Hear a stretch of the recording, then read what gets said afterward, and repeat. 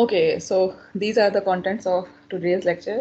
We will start with announcements and then थोड़ा सा हम recap करेंगे जो हमने कल किया था and then we will continue with um, the same thing. Chapter 5 में ही जो है Chapter 5 जो है वो आज हम कंटिन्यू करेंगे. We will talk about the cases जब आपके पास इनपुट सिग्नल पीरियोडिक हो अगर LTI सिस्टम में या ए पीरियोडिक हो, तो दोनों में जो है वो किस तरह से हम LTI सिस्टम में सॉल्व करते हैं for frequency components. And then we will talk about energy density spectrum, जिसकी हमने थोड़ी सी पहले बात की थी जब हम कोरिलेशन को डिस्कस कर रहे थे, तो इसको भी हम डिस्कस करेंगे. Then we will talk about rational system function and magnitude squares. Okay, so announcement में देयर इज़ नथिंग न्यू. आप लोग मुझे ये बता, कल तक जो है ना मुझे लेट दानियाल नो कि आप लोगों का क्या डिसीजन है ये क्विज़ेस के बारे में या 1 मिनट के बारे में. और उसके बाद जो है अगर आपने 3 क्विज़ेस देने हैं तो उसकी तो डेट मैंने समहाउ थोड़ी सी टेंटेटिव की हुई है. हम आगे पीछे कर सकते हैं एक आध दिन बेस्ड अपॉन कि अगर आप लोगों की कोई और कमिटमेंट है किसी और सब्जेक्ट की. अदरवाइज़ ये कि अगर मिड टर्म आपने देना है तो उसकी फिर हम डेट डिसाइड कर लेंगे. तो दानियाल जो है उनको कह देंगे वो मुझे कल तक डिस्कस कर लेंगे, या आपका जो भी क्लास रैप है. इट्स नॉट नेसेसरी कि दानियाल ही बताएं. Okay, so now let's move towards recap. अच्छा, recap में जो हमने कल किया था उसके थोड़ा सा हम खुद समराइज करने की कोशिश करते हैं. कल अगर आपको याद हो, we actually focused on exponentials. और हमने ये कहा कि हमने एक्चुअली ये देखा कि if we have an LTI system and we are giving it an input in the form of an exponential, तो जो हमारे पास आउटपुट है that would be again in the form of the same exponential, लेकिन जो हमारा output होगा that would be actually equal to some constant times the same factor. ठीक है, this was actually the most important thing जो कि हमने कल डिस्कस की थी. और बिकॉज ऑफ द रीज़न कि हमारे पास जो इनपुट है that is also a e j sorry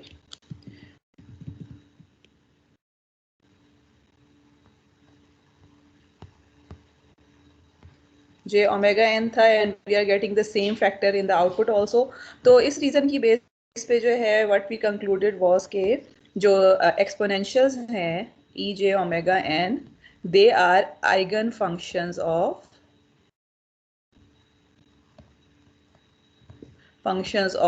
LTI systems. ठीक है, अगर अच्छा आइगन का जो आपने आइगन वैल्यूज के बारे में पढ़ा है, आइगन वेक्टर्स के बारे में पढ़ा है, या आइगन फंक्शंस का वर्ड आ गया है, इसके लिए जो आपने फ्यूचर में भी रिमेंबर जो करनी है, जो चीज़ मेमोराइज करनी है या याद रखनी है, वो ये है कि आइगन फंक्शंस या आइगन वेक्टर्स का वर्ड हम उस वक्त यूज़ कर रहे होते हैं when you have some system जिसके इनपुट पे आप कुछ दे रहे हैं और आउटपुट पे आपको सेम चीज़ें मिल रही है but scaled by some constant. ठीक है, जिस तरह आइगन वेक्टर्स में आपको आइगन वैल्यू से कांस्टेंट जो है वो मल्टीप्लाई हो रहा होता था, यहाँ पर जो है वो हमारे पास एच ऑफ ओमेगा से मल्टीप्लाई हो रहा है.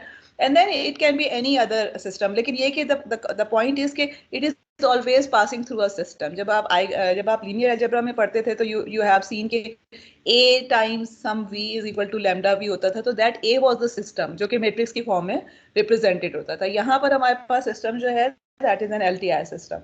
तो आइगन का जो है वो कॉन्सेप्ट यही है. And because here we are dealing with functions, तो हमने फंक्शंस आइगन फंक्शंस का वर्ड यूज किया. And then maybe in future you will study के लीनियर अलजेब्रा में आप फंक्शंस को एज अ वेक्टर भी जो है वो रिप्रेजेंट कर सकते हैं. So this is actually the same concept. And then whenever there is an eigen function और आइगन वेक्टर, तो हमारे पास हमेशा आइगन वैल्यूज भी होती हैं, बिकॉज द कॉन्सेप्ट इज कि द सेम फंक्शन और same vector when pass through a system will be multiplied by a number. And that number can be complex और real, but it will be a number. ठीक है, और जो कि constant होगा. तो इस केस में हमारे पास कोई नंबर कहाँ से आ रहा है, we are getting it from this frequency response. ठीक है, so this H of omega is corresponding eigenvalue. Okay, और जो फिर अगेन इसी चीज को अगर हम फर्दर मैम जी बोलें. क्वेश्चन था मेरा. जी पूछें. मैम जो हमने कल साइनोसॉइड्स के लिए पढ़ा था कॉज और साइन, उसका हम्म। जो रिस्पॉन्स आता है उसको स्टडी स्टेट रिस्पॉन्स क्यों कहते हैं?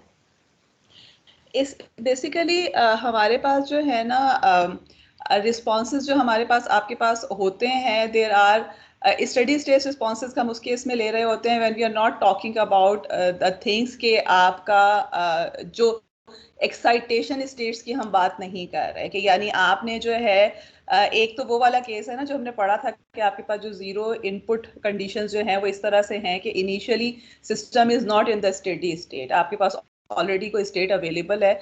स्टेडी स्टेट रिस्पॉन्स की हम आप ये समझ लें कि हम ये बात कर रहे हैं कि when we are talking about we are starting at a point n equal to zero से स्टार्ट हम कर रहे हैं, जो हमारे पास जो पिछले एक्साइटेशंस की वैल्यूज थी या जो मेमोरी थी उनकी हम बात नहीं कर रहे हैं, ठीक है। और आपकी बुक में जो है वो बेसिकली उसको भी डिस्कस किया हुआ है, but normally we don't talk about this thing because जो रियल टाइम में टाइम बेस्ड सिस्टम्स जो होते हैं उनकी जब हम बात कर रहे होते हैं तो we talk about the steady state responses, जिस केस में आप ये समझ लें कि हमारे पास जो इनपुट है that is exciting starting at some t equal to zero और n इक्वल टू जीरो, और हमारा जो रिस्पॉन्स है वो भी उसी टाइम पे हो रहा है, हम उसकी प्रीवियस वैल्यूज की बात नहीं कर रहे, ठीक है। और आई कैन शेयर सम, बल्कि ये कि आपके आर्टिकल जो है जिसके अंदर मौजूद है जो बुक में, वो आप इसको रीड कर सकते हैं, but we actually normally talk about we will be discussing steady state response क्योंकि ज़्यादातर जो है वो हम उस रिस्पॉन्स पे इंटरेस्टेड होते हैं। Okay, any other question? Ma'am ये जो हम एक्सपोनेंशियल की रिस्पांस देखते हैं तो इसका यही मतलब हुआ ना कि अगर इनपुट हमारे पास फोरियर सीरीज की फॉर्म में है तो आउटपुट जो आएगा वो भी एक फोरियर सीरीज की फॉर्म में होगा, एच ऑफ ओमेगा से मल्टीप्लाई बिल्कुल करके। बिल्कुल बिल्कुल, ठीक है। सो बेसिकली हम ये कह रहे हैं कि इनपुट में जितनी फ्रीक्वेंसीज हैं आउटपुट पे वही फ्रीक्वेंसीज आ रही हैं, ठीक है। तो अब फोरियर सीरीज की आप बात करें तो इसका मतलब है कि एक आपके पास फंडामेंटल फ्रीक्वेंसीज है और बाकी जो है वो उसके हार्मोनिक्स मौजूद हैं, ठीक है। तो जो आउटपुट पे भी आपके पास आ रहा होगा वही फंडामेंटल फ्रीक्वेंसी आएगी एंड उसके हार्मोनिक्स भी आ रहे होंगे। So this is something that we have establish कि जब भी आपके पास इनपुट पे एक फ्रीक्वेंसी मौजूद है आउटपुट पे वही फ्रीक्वेंसी आ रही होगी, but that frequency would be actually influenced by this h of omega, ठीक है। और इसको हमने अगेन, अगर आपको याद हो, हमने फर्दर जब कल किया था तो इसी चीज को जो है we can write it as h of omega का magnitude multiplied by a and then e j omega n plus angle of H of omega, या उसको हमने थीटा ऑफ ओमेगा से रिप्रेजेंट किया था। तो इससे जो चीज़ अगेन हमने याद रखनी है वो ये कि जो ये मैग्नीट्यूड है आपके पास, जो भी आपने इनपुट में दिया है सिग्नल जिससे आप सिस्टम को एक्साइट कर रहे हैं किसी स्पेसिफिक टाइम पे, उसका magnitude would be influenced by the magnitude of this frequency response. और जो फ्रीक्वेंसी इटसेल्फ है उस पर कोई फर्क नहीं पड़ रहा, सिर्फ फेज है जो कि ऐड हो रहा है या सब्ट्रैक्ट हो रहा होगा बेस्ड अपॉन के आपके पास जो एच ऑफ ओमेगा है वो किस तरह से। This is actually one of the most important results अगर आप फोरियर में जाके एनालिसिस करने की कोशिश करते हैं कि आपके पास फ्रीक्वेंसी खत्म नहीं हो रही है लेकिन फ्रीक्वेंसी का जो मैग्नीट्यूड है that is affected by the system. और अगर फर्ज करें कि अब अगेन द क्वेश्चन इज कि अगर खत्म नहीं हो रही है तो हम तो ये करते हैं कि सिस्टम में हम low pass filter, high pass filter, band pass filters बनाते हैं जिसमें हम सम फ्रीक्वेंसीज को खत्म कर रहे होते हैं। तो in that case what actually happening is कि हम इसको समहाउ जीरो कर रहे हैं फॉर दैट पर्टिकुलर फ्रीक्वेंसी। तो इसको जीरो करने का मतलब ये है कि आपके पास जो मैग्नीट्यूड है वो जीरो हो रहा है फॉर दैट पर्टिकुलर फ्रीक्वेंसी, या वो फ्रीक्वेंसी सप्रेस हो रही है। और अगर आप किसी और फ्रीक्वेंसी को एनहांस करना चाहते हैं तो एच ऑफ ओमेगा का जो मैग्नीट्यूड है we make it maybe bigger than 1। तो इसका मतलब है कि उन फ्रीक्वेंसी कंपोनेंट्स को हम एनहांस कर रहे हैं, and that's it something very basic frequency analysis जब हम करते हैं या प्रोसेसिंग करते हैं कि हम किस फ्रीक्वेंसीज को, मतलब आप ये याद रखें कि विद रेफरेंस टू फ्रीक्वेंसी की जब हम बात करते हैं every system is a filter. जब आप यानी इट डजेंट मैटर कि आपका डिजायरेबल फिल्टर है या अनडिजायरेबल फिल्टर है। मतलब डिजायरेबल मींस कि हमने कोई खुद से बनाया है, और अनडिजायरेबल का मतलब है कि कोई सिस्टम है जिसमें से आपकी कोई चीज़ गुजर के आ रही है। फॉर एग्जांपल लेट्स सपोज कि मेरे पास लेट्स सपोज कि हम जो है वो सिग्नल रिकॉर्ड कर रहे हैं, किसी का वॉइस सिग्नल रिकॉर्ड कर रहे हैं, and then there is a system, आपके पास जो है माइक्रोफोन है और उसके थ्रू जो है वो वॉइस जा रही है। So that microphone is a system which may be introducing some error, some undesirable magnitude response or some undesirable frequencies delay because of the construct of the system itself, ठीक है। और ये कि जो नेचर में आपके पास सिस्टम्स हैं उसमें तो ज़ाहिर डिस्टॉर्शन वैसे ही ऐड हो रही होती है। फॉर एग्जांपल अगर हम ये बात करें कि जी हम रडार सिस्टम हम कुछ डिटेक्ट करना चाह रहे हैं, जो है वो रडार को के थ्रू जो है वो किसी एरोप्लेन को डिटेक्ट करना चाह रहे हैं, तो उस केस में व्हाट वुड हैपन कि आपके पास जो है environment would be a system which would definitely distort the magnitude and add some delays. और उसका फिर क्या होता है कि हम क्या करना चाह रहे होते हैं, हमारा एम ये होता है कि जो मैग्नीट्यूड डिस्टॉर्शन है या जो फेज डिलेज आ गए हैं उनको समहाउ हम ऐसा सिस्टम बनाएं जो कि उनको कंपनसेट कर सके। So we would be interested in kind of a inverse system of the system जो कि एनवायरनमेंट से मिलके बनता है। और फिर उसके लिए हम पहले एनवायरनमेंट को as a system mathematically model करते हैं और फिर उसका इन्वर्स बनाते हैं और फिर हम देखते हैं कि वो किस तरह से हम उसको काउंटर कर सकते हैं। बट द पॉइंट इज कि whenever you are passing anything through a system, it is a filter, and the filter, what the filter is doing, it is actually somehow changing the magnitude of whatever the signal is there and adding some delays, but the system is not actually affecting the frequency provided it is an LTI system। ठीक है, again आप कल अगर आप कहीं किसी जगह पे जाके एक आर्टिकल पढ़ते हैं जिसमें आप कहते हैं कि जी फ्रीक्वेंसी एंटर ये हुई थी और निकली कुछ और है, तो डोंट गेट कंफ्यूज। इसका मतलब है कि या तो वो टाइम वेरिंग सिस्टम्स की बात कर रहे हैं, ठीक है, और they are talking about nonlinear systems. तो नॉन लीनियर सिस्टम्स जो है उसमें जाहिर है ये रिस्ट्रिक्शन नहीं है, nonlinear system can change the frequency components also and then similarly time varying system also. लेकिन इस केस में जो है वो हम LTI सिस्टम की बात कर रहे हैं and you will see again later on के unfortunately most of the system जो कि exist करते हैं by default in nature they are not linear, लेकिन because the linearity की condition की वजह से चीज़ें हमारे पास आसान हो जाती हैं, तो most of the studies start with the assumption of linearity and time invariance और उसकी बेस पे जो है वो analyze करके and at the end क्या होता है, error आ जाता है, ठीक है ना, and then we try to see कि एरर जो है उसको हम किस तरह हैंडल कर सकते हैं। मगर इसका ये मतलब नहीं है कि कोई भी टाइम वेरिंग या नॉन लीनियर पे काम नहीं करता, ठीक है, that is not the point. The point is कि दीज आर द बेसिक्स जिसके थ्रू जो है वो हम करते हैं and then most of the things जब हम स्टार्ट करते हैं किसी भी चीज़ को मॉडल करना, रियल चीज़ को मैथमेटिकल बेसिस पे, तो we normally start with these assumption के लीनियर भी है, टाइम इनवेरियंस भी है, इसका मतलब है कि ये जो चीज़ें हैं वो अप्लाई हो रही होंगी and then we can move from there to non-linearity and things like this. So anyway, so this was actually something that we did yesterday और these are the important things कि आपके पास LTI सिस्टम है तो frequency नहीं change हो रही मगर magnitude पे भी फर्क पड़ रहा है और फेज जो है वो उसमें ऐड और सब्ट्रैक्ट हो रहा है, डिले हो रहा है या एडवांस हो रहा है डिपेंडिंग अपॉन के किस तरह का सिस्टम है। And then we talked about this thing also के सिमिलर टू दिस हमारे पास जो कोसाइन और साइन है they are also eigen function of LTI systems, which means कि अगर मेरे पास x of n is a cos of omega n की फॉर्म में है और I am passing it through an LTI system with a frequency response h of omega, then in that case मेरे पास जो again magnitude है that would be multiplied by the magnitude of h of omega and जो मेरे पास cosine है इसमें phase add up हो जाएगा, ठीक है, जिसको मैं angle of H of omega कह देती हूँ। Okay, another important thing that we saw was कि if we are talking about H of n, if H of n is real, ये चीज़ें रिवाइज करने का मकसद ये है कि ये हम ना बार बार यूज़ करेंगे। If H of n is real then in that case जो हमारे पास एच ऑफ एन बेचारा, then in that case जो magnitude response है that is even function of omega, ठीक है, and then the phase response जो है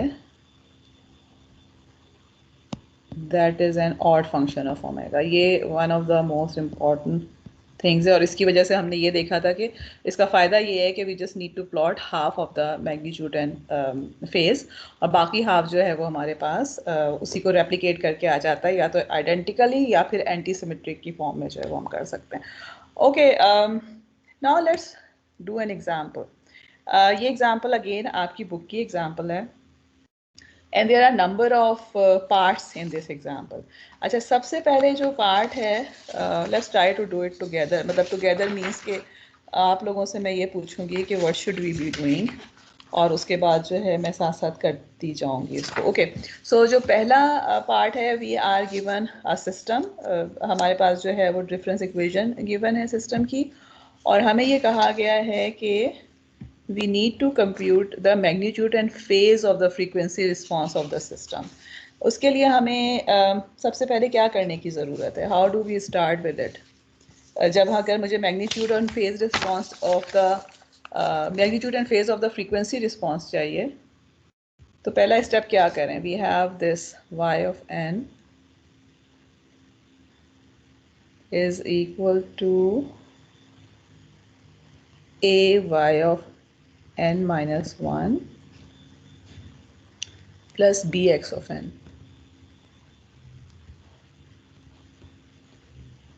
ओके, 0 से 1 के दरमियान है जी. What do we do? हमने कल भी इस तरह से किया था. I want to find H of omega. क्या करूं? एच ऑफ एन पहले मैम फाइंड करें. Okay, ma'am H of C भी एन. फाइंड करते हैं. ओके, ठीक है. अब I think H of n से भी हम कर सकते हैं, बिकॉज हमने ये वाली एग्जांपल बहुत दफ़ा की है, तो वी नो कि इसका एच ऑफ एन जो है वो a of n u of n की फॉर्म में होगा, और बी साथ मल्टीप्लाई हो रहा होगा. बट वी नो कि अगर लेट्स सपोज कि इस तरह की नहीं है, इक्वेशन इज मोर कॉम्प्लिकेटेड, तो easier way is to go into z domain. ठीक है, बिकॉज ऑफ द रीजन कि वी नो कि हमारे पास H of omega is equal to h of z at z equal to e j omega. ये हमने, अगर हमारे पास जी ट्रांसफॉर्म है, यूनिट्स सर्कल जो है वो आपके पास आर ओ सी में एग्जिस्ट कर रहा है, तो इसका मतलब है कि फोरियर ट्रांसफॉर्म एग्जिस्ट करता है. ठीक है, so easier way would be, I write it as in terms of y z and x c, और ये मेरा ख्याल है हमने कल भी इस तरह की कोई एग्जांपल की थी, plus b x of z. So we have h of z come out to be b over 1 minus a z inverse. ठीक है, और h of omega जो है वो this is equal to b over 1 minus a e minus j omega. ठीक है, because h of omega is h of z at z equal to e j omega. Okay, now what will be the magnitude of this? ठीक है, अब हमने दो चीज़ें करनी है. जो पार्ट A है उसमें we are asked to compute the magnitude and phase.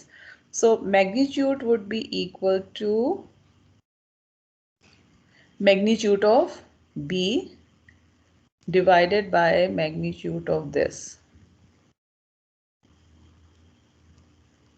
Okay, so how do I compute magnitude of 1 minus a e minus j omega?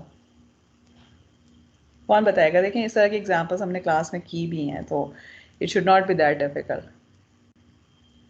क्या करना चाहिए कि इसका मैग्नीट्यूड मैंने निकालना है? तो मैम अंडर रूट आप करेंगे रियल पार्ट और इमेजिनरी. ओके जी, thank you.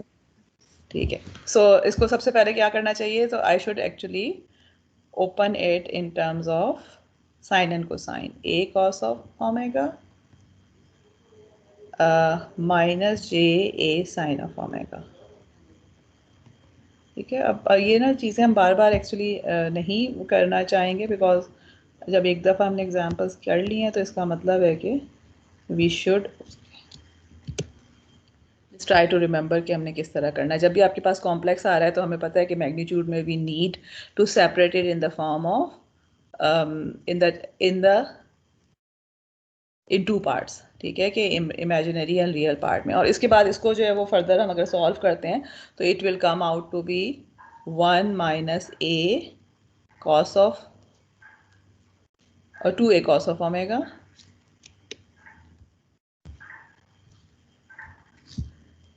to a cos of omega plus a square. ठीक है, तो इसका मतलब है कि मेरे पास जो मैग्नीट्यूड है, यानी सो this is actually the magnitude. इसको मैं डिनोमिनेटर में लगा दूंगी. I am not writing it down, ऊपर जो इतनी जगह नहीं है, but it will be in the denominator, और न्यूमरेटर में जो वो मेरे पास यही हो जाएगा. What about angle of H of omega? -tan inverse. Okay, -tan क्यों आएगा? ओके ओके, देखें अगर यहाँ से अच्छा, एंगल में क्या हो रहा होता है कि अगर आपके पास जो है वो इफ यू हैव मतलब आप okay, let me actually explain this thing. अगर हमारे पास जो है वो, अगर मेरे पास खाली बी है तो बी का क्या मतलब है कि I have b is actually equal to b e j zero, ठीक है, बिकॉज हम अगर जो है वो पोलर फॉर्म में हर चीज़ को ले रहे हैं, या कोऑर्डिनेट जो है वो हम रियल और इमेजिनरी दोनों की बात कर रहे हैं, एंड देन मेरे पास जो है वो डिनोमिनेटर में जो है वो टर्म्स हैं जिसमें ई जे ओमेगा जो है वो फ्रीक्वेंसी वाली टर्म्स हैं। तो normally what actually happens is कि आपके पास जो actually whenever you want to find the compute the angles, तो अगर आपके पास जो टर्म्स हैं वो फ्रैक्शन की फॉर्म में हैं, तो the angle of the whole fraction would be equal to angle of the numerator minus angle of the denominator, जो भी हमारे पास आ रहा है, ठीक है। अब यहाँ पर जो है मेरे पास जो एंगल ऑफ द न्यूमरेटर है वो मेरे पास किस तरह आ जाएगा, एंगल ऑफ दिस बी, ठीक है, and then minus angle of अब जो डिनोमिनेटर है उसका एंगल कैसे आएगा, because denominator is a proper function in the form of real part and imaginary part, ठीक है। तो हमें पता है कि अगर मेरे पास कॉम्प्लेक्स नंबर आ जाता है तो उसका कैसे एंगल आ जाता है, tangent inverse of imaginary over real. So this will be equal to a sin of omega over 1 minus a cos of omega, ठीक है। अब इसको तो निकालने के लिए ऑब्वियस सी बात है, यू विल नीड ओमेगा, और फिर आप ए की वैल्यू आपको चाहिए और उससे निकल आएगा। नाउ द क्वेश्चन इज के what about this thing, this is a constant, तो कांस्टेंट का एंगल क्या होगा? अब देखें कांस्टेंट जो है ना, it can be either positive और नेगेटिव। आपके पास जो है वो बी हो सकता है या माइनस बी हो सकता है कांस्टेंट। अगर बी हो तो b would be b e raise to the power j omega, मैं इसको लिख सकती हूँ। माइनस बी हो तो उसको मैं किस तरह लिख सकती हूँ, I can write it as b times -1, और I can write it as b times e j pi, ठीक है, बिकॉज ऑफ द रीजन कि आपके पास जो है वो -1 का मतलब है कॉस ऑफ, ये ई जे पाई का क्या मतलब है, cos of pi plus j sine of pi, j sine of pi is 0, cos of pi is -1, so it will come out to be -b. So in other words आपके पास जो है depending upon कि आपके पास constant की value positive है या negative आ रही है, either you will have an angle of 0 or you will have an angle of pi. अब इस केस में क्योंकि एक्चुअली वी डोंट नो कि b की वैल्यू पॉजिटिव है या नेगेटिव है, बट इफ वी अस्यूम कि b की वैल्यू जो है वो पॉजिटिव है तो उस केस में इसको हम 0 लिख सकते हैं, ठीक है। और अगर हमें नहीं पता कि क्या है b की वैल्यू, तो in that case we can just write angle of b minus angle of, not sorry ये मैंने गलत लिखा, minus tangent inverse, because angle tangent inverse of this is angle of h of omega, ठीक है, whatever angle of this thing, sorry, angle of this thing, ठीक है, कि हमारे पास जो है वो क्या आना चाहिए, angle of this minus angle of this, and angle of this is tangent inverse of a sin of omega minus over 1 minus cos of omega. So इसमें जो है in future whenever you have a constant you just try to figure out कि इसका 0 होगा या पाई होगा, 0 और पाई के अलावा जो है कोई और एंगल कांस्टेंट का नहीं आ सकता। और अगर आपके पास जो है अगेन कांस्टेंट भी मैं रियल कांस्टेंट की बात कर रही हूँ, अगर अगर इमेजिनरी कांस्टेंट है तो फिर it can be π/2 also based upon, for example अगर ये -bj हो जाता है तो इसका मतलब है कि आई नीड -j है। So in other words ये वाली जो चीज़ है that would be different, π/2 minus π/2 आ जाएगी because cos of π/2 is 1 and then minus sorry sin of π/2 is 1 और फिर -j उसके साथ मल्टीप्लाई होकर ये दे देगा, ठीक है। बट एनीवे सो ओके, ये तो हमारे पास जो है वो पहला पार्ट हो गया। दूसरा let's move towards the second part. अच्छा ये अगेन हमारे पास जो एच ऑफ एन, हमने खैर एच ऑफ एन तो कैलकुलेट नहीं किया, हमने डायरेक्टली एच ऑफ ओमेगा किया है, but in this case we actually know कि h of n would be something a n u of n की फॉर्म में, which is a real function of n. और हम ये देख चुके हैं कि जब रियल हो तो इसका मतलब है कि magnitude would be symmetric and the phase would be anti symmetric. तो प्लॉट जो है वो यहाँ पर हमें इस तरह का नजर आ रहा है कि सिमेट्रिक और एंटी सिमेट्रिक के फॉर्म में जो है। मैम जी जी बोलें। मैम क्वेश्चन में बी नहीं गिवन, डेल्टा नहीं है, y n is equal to. Sorry क्या कह रहे हैं, वो दोबारा बताइएगा। वाई मैम एन क्या ये है? Y n is equal to last में डेल्टा एक्स एन नहीं है। Delta x n, delta x n, ये बी के पहले आप बात कर रहे हैं, बी की वैल्यू डेल्टा कह रहे हैं, मुझे नहीं बात समझ में आई, सॉरी। दोबारा रिपीट करेंगे। बी की वैल्यू गिवन नहीं है, ए की भी वैल्यू गिवन नहीं है। What is your question? अच्छा मैम सॉरी, मुझे लगा ये डेल्टा एक्स एन नहीं नहीं नहीं, बी है, दिस इज लिखा बी। हुआ है।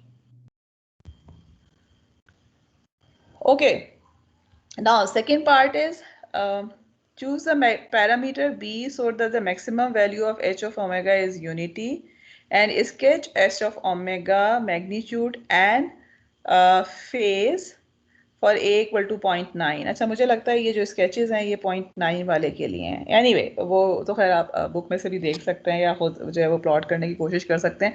Now this is actually the important part कि ये कह रहे हैं कि अब हमने जो है वो चूज करनी है value of the parameter b so that the maximum value of H of omega is unity, which means कि एच ऑफ ओमेगा का मैग्नीट्यूड जो है, okay let me write, h of omega मेरे पास क्या था, it was equal to b over 1 minus a e minus j omega। ठीक है, और मैग्नीट्यूड अगर मैं लेती हूँ तो it was some this thing. अब ये कह रहे हैं कि we want to find b when h of omega max is equal to 1। सबसे पहले तो मुझे ये बताएं कि यहां से देख के आपको क्या समझ में, अच्छा हाँ, and another thing, this point, this part of the question के लिए इन्होंने ए को जो है वो 0.9 लिया हुआ है। Now the question is when will h of omega be maximum. ये देख के क्या पता चल रहा है, ये वाला जो, जी अभी देखिए मैम बी तो नहीं पता, बी एनी नंबर, ठीक है जी।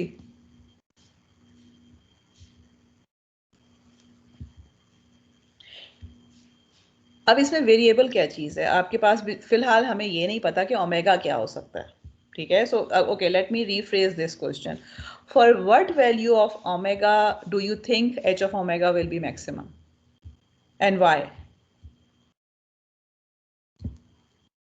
0। ओके क्यों? मैम वो 1 माइनस ए आ जाएगा और तो व्हाट, 1 माइनस ए तो आ जाएगा, तो 1 माइनस ए की वजह से ये मैक्सिमम क्यों बन जाएगा? एनीवन? आंसर आपका ठीक है क्योंकि शायद आपने एग्जांपल देख लिया है बुक में, लेकिन द क्वेश्चन इज कि why not any other value? Subject होगा तो जी जी बोलें। व्हाट वुड बी द, देखें अगर आपके पास कोई भी फ्रैक्शन है, ओके लेट मी, इसको चलें छोड़ दें, let me write I have some alpha over beta 1 and alpha over beta 2।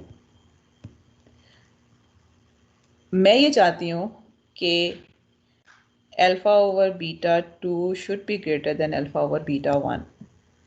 अब अल्फा तो दोनों में सेम है, बीटा 1 और बीटा 2 में मैं किस तरह से चूज करूँ बीटा 1 और बीटा 2 को कि आई मेक श्योर कि दिस इज हैपनिंग?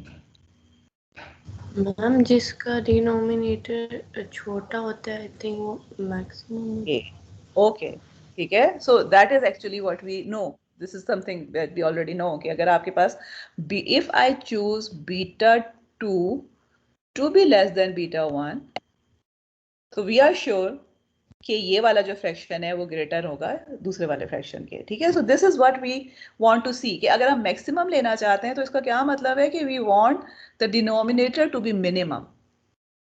अब आपके पास क्योंकि आप 1 में से a को माइनस कर रहे हैं and a is something which is positive, तो इसका 0.9 है जिस तरह इस एग्जाम्पल में दिया हुआ है, ठीक है। तो अब बात ये है कि आपके पास अगर आप इसको 1 कर देते हैं तो इसका मतलब है कि 1 माइनस 0.9 जो है वो आपको 0.1 दे रहा है।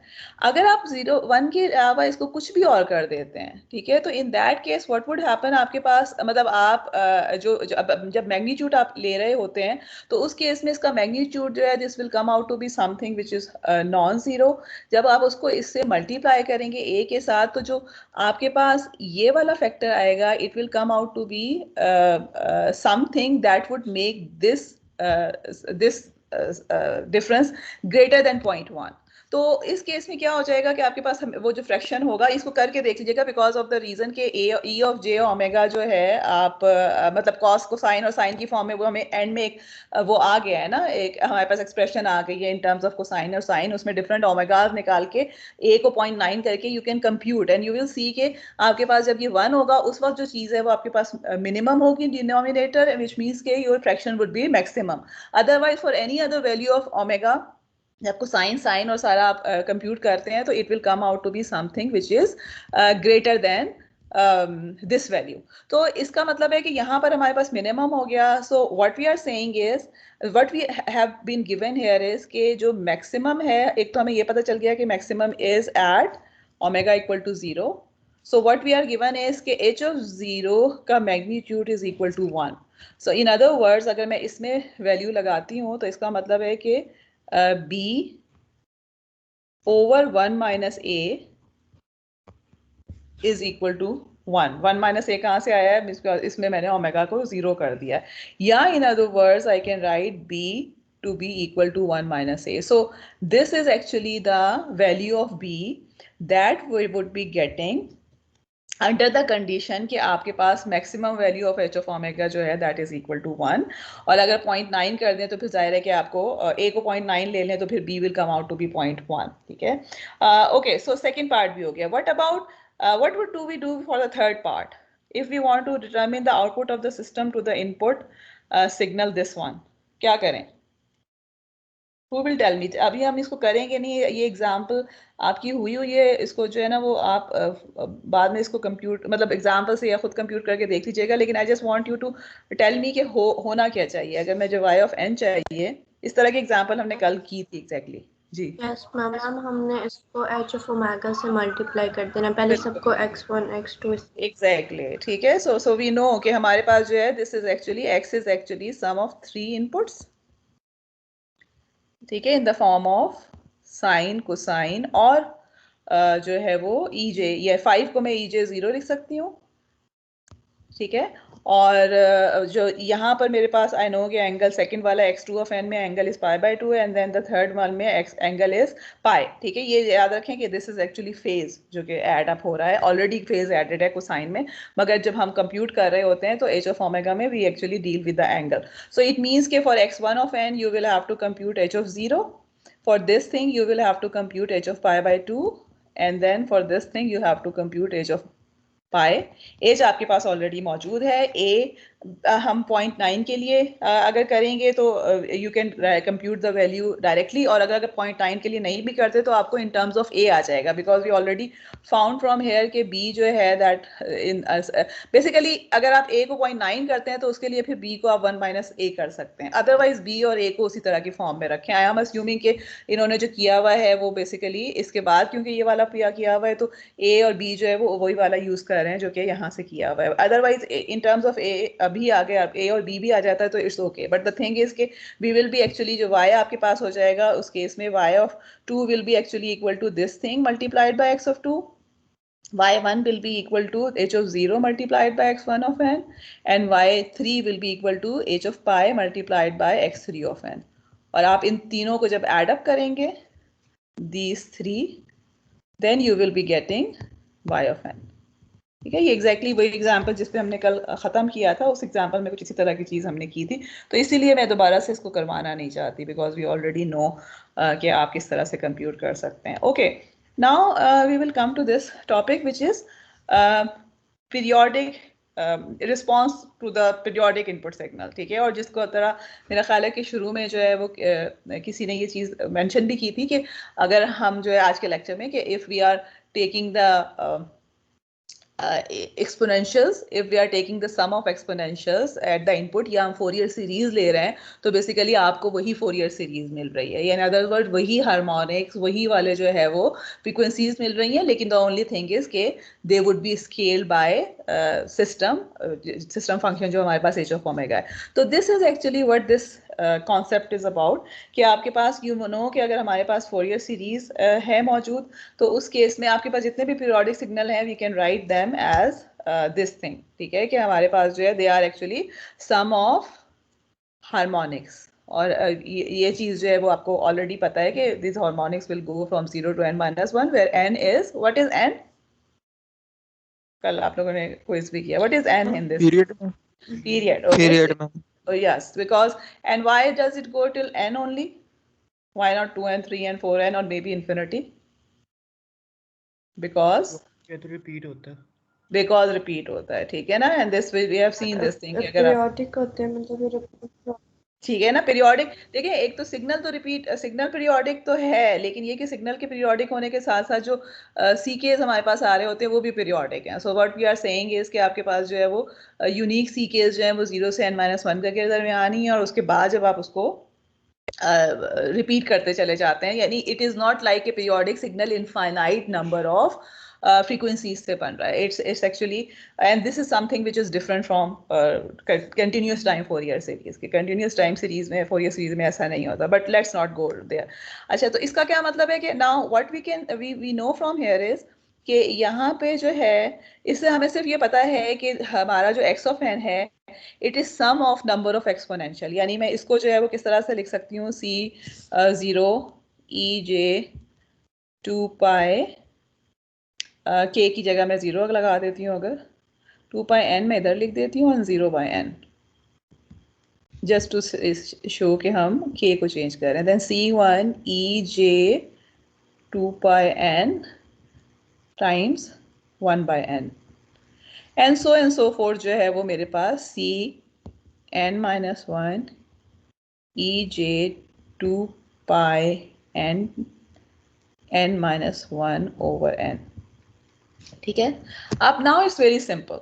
अगर मुझे पता है कि मेरे पास x ऑफ n ये है, हमने बार बार एग्जांपल्स किए हैं कि अगर x ऑफ n में नंबर ऑफ फ्रीक्वेंसीज आ रही हैं, तो y ऑफ n क्या होना चाहिए, y ऑफ n should be equal to c not e j 2 pi n, oops, okay,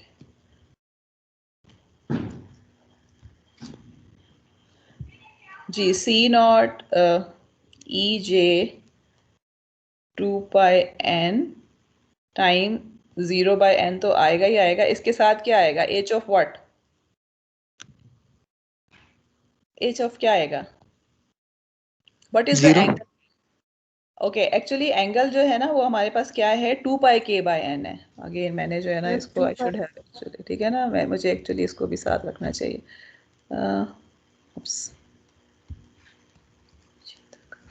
ji 2 pi by n times 2 pi 0 n by n है, ठीक है ना। सिमिलरली ये 2 पाई बाय n है, बिकॉज आपके पास एंगल क्या होता है, ये जो स्मॉल n है इसके साथ जो भी चीज़ मल्टीप्लाई हो रही है दैट इज द एंगल।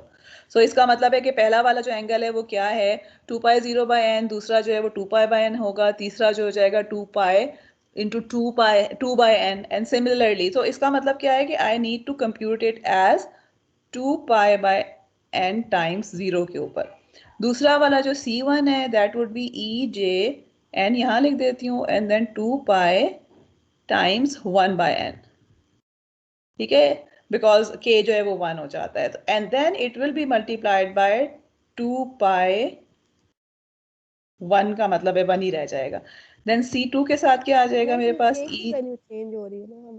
जी बिल्कुल, तो ये k 0 था ना पहले यहाँ पर, ठीक है, एंड देन ये 1 हो गया, ओके, एंड देन नेक्स्ट में हमारे पास k क्या आ जाएगा, 2 आ जाएगा।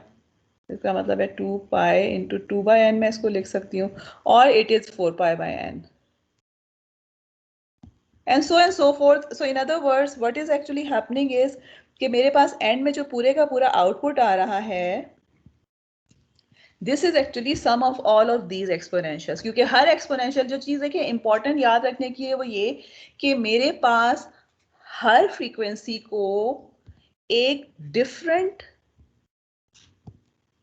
रिस्पॉन्स इफेक्ट कर रहा है, एंड दिस इज समथिंग जिसकी वजह से हम जब वो बात करते रहे ना कि एच ऑफ ओमेगा जो है it can control which frequencies you want to enhance and which frequencies you want to suppress, because h of 2, अब मैं क्या कर सकती हूँ कि अगर फर्ज करें कि I want कि जी मेरे पास जो है इसमें से कुछ शुरू की फ्रीक्वेंसीज हैं जो कि हों और बाकी फ्रीक्वेंसी जीरो हो जाएं, then what I can do is कि मैं फॉर के, लेट्स सपोज कि अगर के मेरे पास जो है वो 0 से लेकर 4 तक है, एंड आई वांट कि जी के इक्वल टू 0 और 1 की फ्रीक्वेंसीज जो हैं वो रहें, ये 2 और 3 वाली जो है वो 0 हो जाएं, then what how would I design my system, I will design the system in such a way कि मेरे पास जो ये एच ऑफ 2 पाई के बाय एन है, दिस शुड बी 0 फॉर के 2 और 3 के लिए। तो इसका मतलब क्या है कि जब वो के 2 3 के लिए 0 होगा तो ऑटोमेटिकली के 2 और 3 के कॉरस्पॉन्डिंग जो भी टर्म्स हो जाएंगी वो 0 हो जाएंगी। सो इसमें just what we need to remember is कि when you have periodic input signal है which is sum of a fundamental frequency and its harmonic, तो at the output for each and every exponential of these each and every frequency x of k of n, अगर मैं एक frequency को ले रही हूँ kth frequency को, तो उसके कॉरस्पॉन्डिंग मुझे y k of n मिलेगा जो कि again it will be the same function c k के साथ ये, and multiplied by the response of the system at that particular frequency. और जब मैं तमाम frequencies के responses को add up करती चली जाऊंगी तो at the end what would happen, I would get the total response which is given like this. अच्छा, another important thing, अब आप देखिए आपके सिस्टम ने क्या किया है, आपके सिस्टम ने जो कोई भी फ्रीक्वेंसीज को तो चेंज नहीं किया। अगर मेरे पास n-1 फ्रीक्वेंसीज थी तो आउटपुट पे n-1 फ्रीक्वेंसीज ही आई हैं। जो मेरे पास multiplication factor c of k था वो भी उसी तरह से है, सिर्फ ये है कि मेरे पास ये जो h है ये डिफरेंट आ रहे हैं फॉर एवरी फ्रीक्वेंसी। दिस, तो अगर मैंने इनपुट जो है वो पीरियोडिक दी है, विच मीन्स कि if input had a fundamental frequency and its harmonic, तो आउटपुट भी पीरियोडिक आएगा बिकॉज ऑफ द रीजन कि वही फ्रीक्वेंसी मेरे पास आ रही है। ठीक है, so what we conclude from here is कि अगर आप एक इनपुट प्रोवाइड कर रहे हैं सिस्टम को which is a periodic input अगर प्रोवाइड कर रहे हैं तो you will be getting the output to be periodic with the same time period but with different multiplication factors, या in other words what we can say is कि मैं ये कह सकती हूँ कि जो मेरे पास C case थे ना which were the coefficient of the input, they are actually replaced by some D case, और वो जो D case हैं वो कहाँ से मेरे पास आ रहे हैं, C k multiplied by this thing, क्योंकि अगर देखें मैं इसको D k रख देती हूँ तो this is actually some constant which depending upon आपका h अगर कॉम्प्लेक्स है तो ये कॉम्प्लेक्स आ जाएगा, अगर रियल है तो रियल आएगा, बट द थिंग इज कि this will again be a constant for each frequency. So our c k's are replace by some d k's, और इस पूरी की पूरी इक्वेशन को I can write it as summation over again के ऊपर जो है d k times the same exponential. So we have a Fourier series, again वही बात जो किसी ने शुरू में आपने से की थी कि if we are giving input as a Fourier series, we are getting output as a Fourier series also, but the coefficient of those Fourier series would be different from the coefficients of the input Fourier series, and that is what we would want to have. अगर आप system लगा रहे हैं तो definitely आप Fourier series से अगर वही चीज़ गुजार के वही चीज़ आपको मिल जाती है तो most probably it is not something desirable unless and until there are some system के जिसमें हम गेन को यूनिटी रखना चाह रहे होते हैं, सिर्फ फेस को चेंज करना चाह रहे होते हैं, but that is something special, वो हम बाद में डिस्कस करेंगे। लेकिन ऑन द मतलब what we actually conclude is कि आपको फोरियर सीरीज दे रहे हैं तो आपको फोरियर सीरीज ही मिल रही है, but the coefficients are change, and because the coefficient can we have the control over the coefficient, तो इसका मतलब है कि हम frequencies को enhance या suppress कर सकते हैं. Okay, now if we have periodic signals, we have aperiodic signals also जो कि हम as an input दे सकते हैं. अब aperiodic के case में we don't have this kind of is relationship available. ठीक है, we don't have a specific frequency and it's harmonic, लेकिन हमारे पास उसके बजाय क्या होती है, कौन सी frequencies होती हैं अगर आपके पास signal aperiodic हो तो? Can anyone tell me?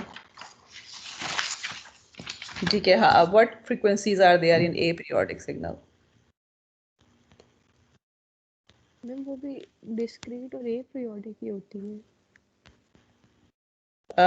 नहीं, आपके पास सिग्नल तो डिस्क्रीट ही होगा ना.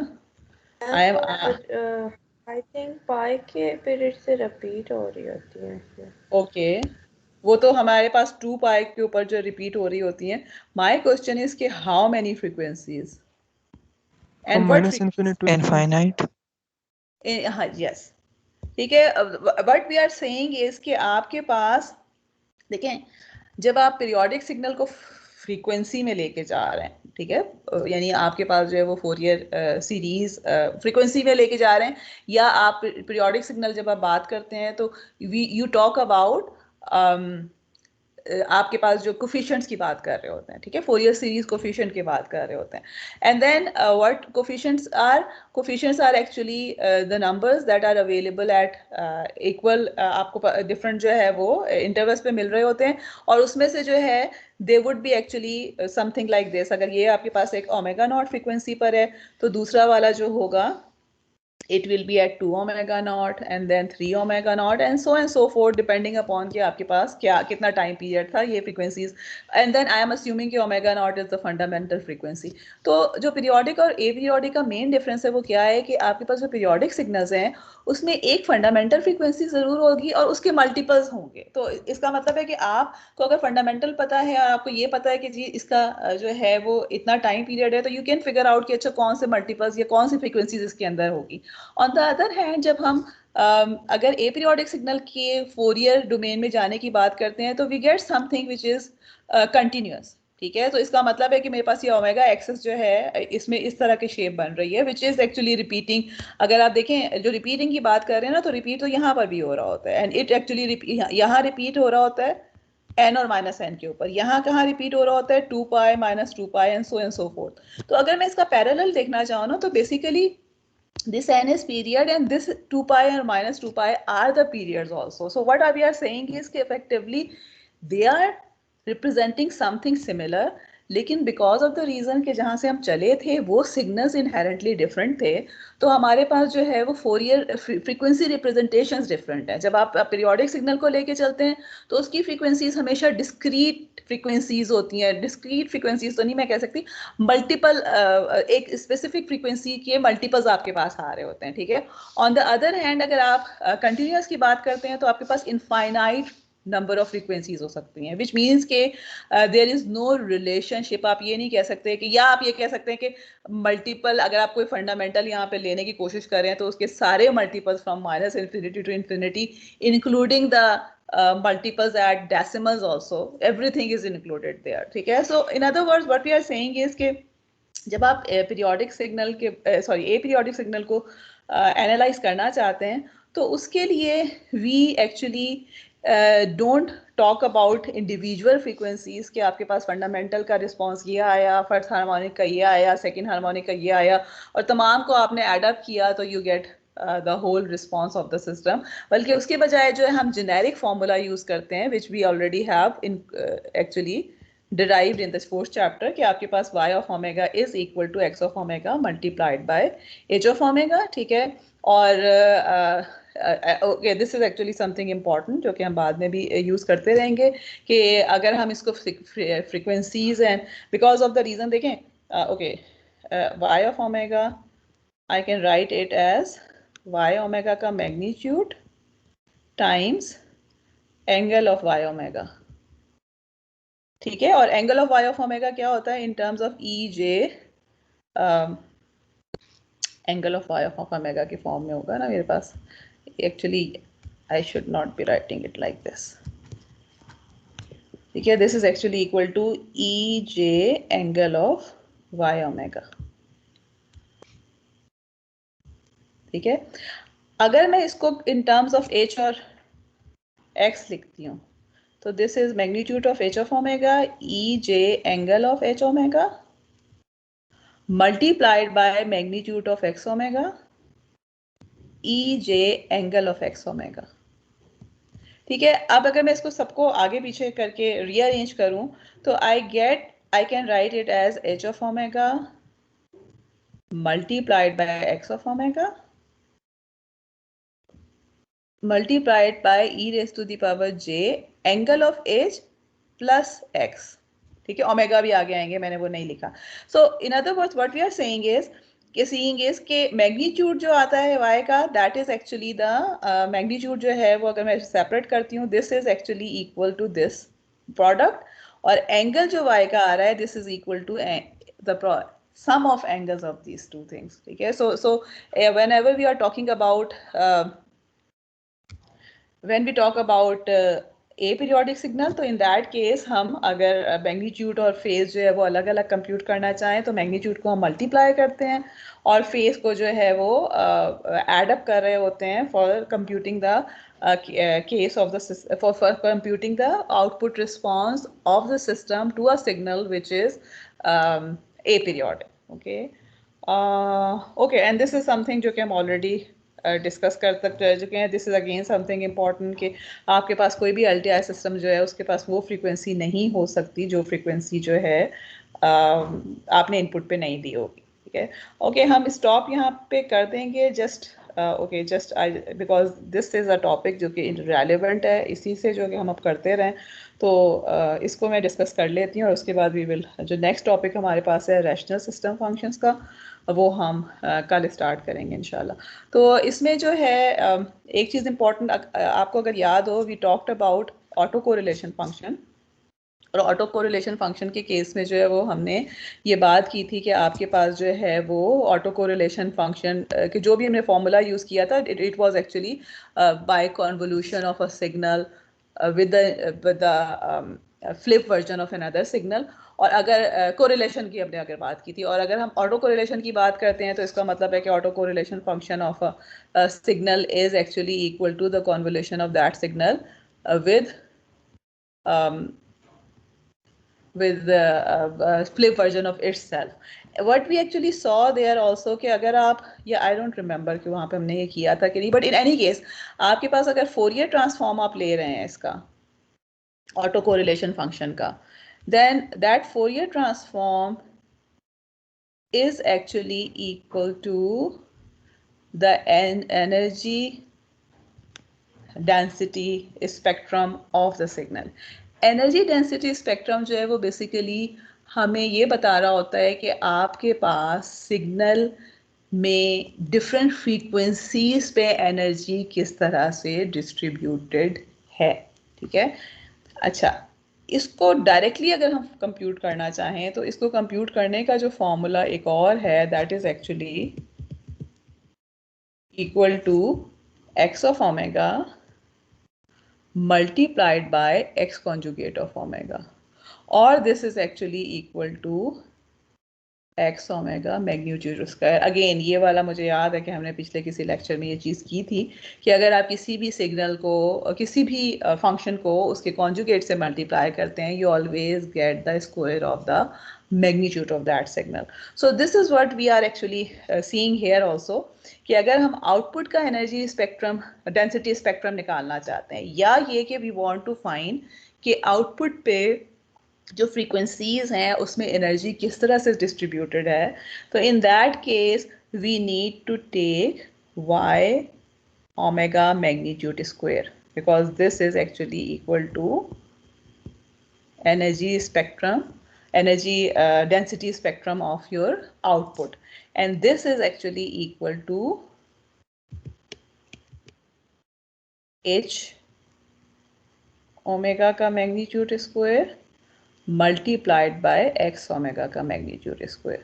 ठीक है, और इसको अगर मैं फर्दर बिकॉज इनपुट का एनर्जी एंड डेंसिटी स्पेक्ट्रम भी हमें पता है कि हम किस तरह से लिख सकते हैं. So what I conclude from here is कि मेरे पास energy density spectrum of the output is actually equal to the squared magnitude of the frequency response multiplied by energy density spectrum of the input. और इसको I am not sure कि हम इस energy density spectrum को जो है वो कहीं पे यूज़ करेंगे आगे कि नहीं, लेकिन दिस इज़ समथिंग इम्पॉर्टेंट जो कि प्रैक्टिकली जो है वो हम चाह रहे होते हैं ये देखना कि हमारे पास एक तो ये कि कौन सी फ्रीक्वेंसीज हमारे पास हैं, कौन सी फ्रीक्वेंसीज सप्रेस हो गई हैं, वो तो जाहिर है कि इसकी बेस पे हम डिसाइड कर रहे होंगे. And then we would like to see कि आपके पास डिफरेंट फ्रीक्वेंसीज पे एनर्जी ऑफ द सिग्नल किस तरह से डिस्ट्रीब्यूट हो रही है if we are going from time to Fourier domain. ठीक है, और इसमें जो है अगेन ये वाला जो है this is actually something that we already discuss. मेरा ख्याल है हमने ये थर्ड या फोर्थ चैप्टर में कहीं पे डिस्कस भी किया है कि आपके पास जो फोरियर जो हमारे पास फोरियर जो ऑटो कोरिलेशन फंक्शन है उसका फोरियर ट्रांसफॉर्म जो है that is giving us the energy density spectrum, या what we can say is कि auto correlation function and energy density spectrum are the Fourier transform pair. तो इसको जो है वो मैं जब कंप्यूट करके if I am taking the inverse Fourier transform of energy density spectrum, then I am getting the autocorrelation function. And another thing जो कि हम prove नहीं करेंगे because of the reason कि हमारे पास इतना टाइम नहीं है, but it can be something important जो आपको याद रहने की ज़रूरत है या यूज़ कर सकते हैं आप कहीं पे, कि अगर हम ऑटो कोरिलेशन फंक्शन ले रहे हैं एट ज़ीरो. अच्छा देखिए what does it mean by zero, कि ऑटो कोरिलेशन फंक्शन जब हम ले रहे होते हैं ना तो हमारे पास क्या है, या कोरिलेशन फंक्शन जब ले रहे होते हैं तो what we are actually doing is कि हमारे पास एक सिग्नल है. अगली क्लास आपकी 30 पे नहीं स्टार्ट होती? Just I will just 1 minute I will just take, मैं उसको स्टॉप करती हूँ. ओके, एंड देन आपके पास जो है इसका क्या मतलब है कि जीरो पे लेने का मतलब ये है कि आप जीरो लैग के ऊपर ले रहे हैं, ये कि समहाउ आप इस तरह से बात कर रहे हैं कि you have the maximum overlap and this thing is actually equal to the energy of the signal. तो अगर हम ये वाला जो मेरे पास जो भी फॉर्मूला है इसमें अगर मैं m को ज़ीरो रख के कंप्यूट करती हूँ तो whatever I am getting is giving me the energy of the signal in the overall energy of the signal. ठीक है, so this is just some aside, हम इसको यूज़ नहीं करेंगे, लेकिन कल जो है we will start with rational system function. Okay, we will stop here.